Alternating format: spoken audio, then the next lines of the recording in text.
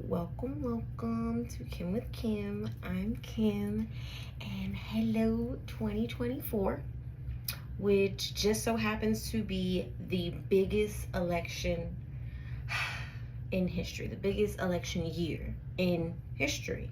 So, the reason why is because we now have more democracies in the world than ever before.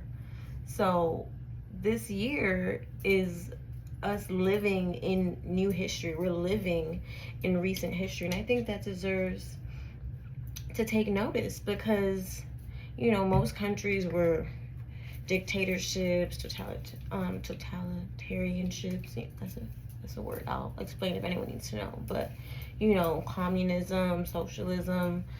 And now we're in a time where people get to vote. Voices get to be heard. The importance of having your voice in politics and the way your country is run is something that we should all recognize, because the US is known or recognized as the oldest democracy in the world. I think that's up for debate. I mean, no, they are. The US is the oldest democracy in history. But everyone wasn't able to vote until after the civil rights, so about the 1960s. So that's why I feel that way, because I don't feel that a democracy exists until everyone's truly equal, which didn't happen here because, before it was people with property and it was white men, and then it was, women, but then it was not people of color, so that's why. Those are my feelings. That's history. But now, as more countries became democracies around, the 1990s and such, now we're in a time where more people are getting to vote and have elections. The ones to watch would be the US election, because the US is so involved in foreign politics and international relations and trade and all of that. So the US is a very important election. Taiwan is a very important election. They're the first election, so they're January 13th. The reason Taiwan is important is because of their relationships with China and how that's going to continue, whether Taiwan is seen as an independent state or a property of China. Whoever becomes the new leader will, how they deal with China. Will it be the same? Will it be somewhat, formal, or will it be more aggressive? And we'll see how that goes. Their election is, like I said, January 13th. The largest election in the world is going to be India's because of the population. So that is also one that's important to mention.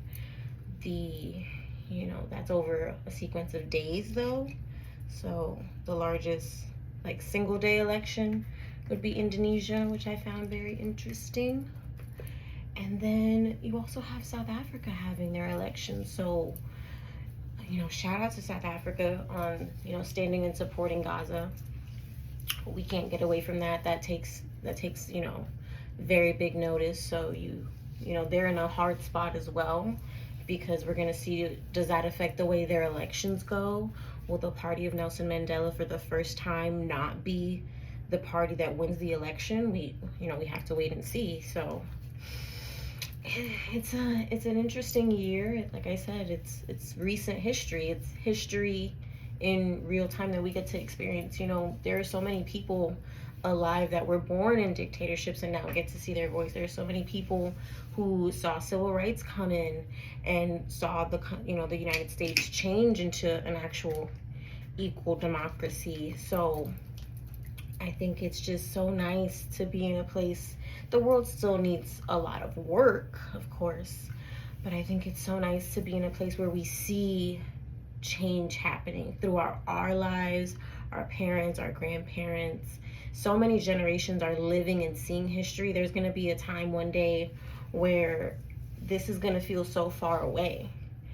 And it's not. It's now. It's right now. It's 2024. I really hope everyone enjoyed their new year. I really hope that everyone had a great time and are in good spirits, and just continue to go into this year and be grateful and thankful and keep working hard and trying, and all of those things. Another election just to mention, which it's not a real election, but it does count in, the world's largest election year. It's over 60 countries that are having elections this year. One of them is North Korea.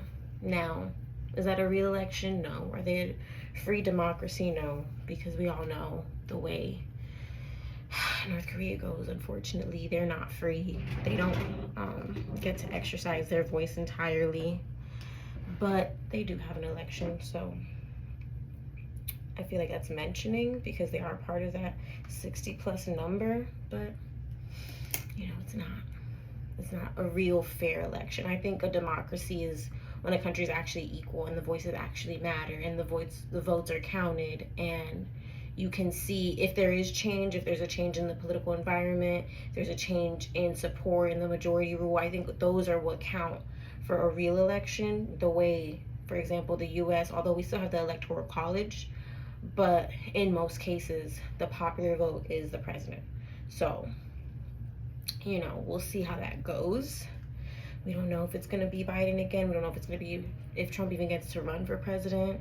We don't know if it's going to be Democrat or Republican. So that's also a very important election to watch. The world does watch the US elections. The world does also watch all these elections because, like I said, they're important. Taiwan's really important. And South Africa is one that I'm really interested in because if we see the party of Nelson Mandela not in like the majority rule, that will be, to me, a very significant point in history of people still having a grudge and being upset. And like I said, it will also see how that then changes how South Africa gets support or gives support to Gaza. So, I just thought that was something nice to know that we're living in a time of 2024 being the biggest election year. I find that really significant and exciting to me.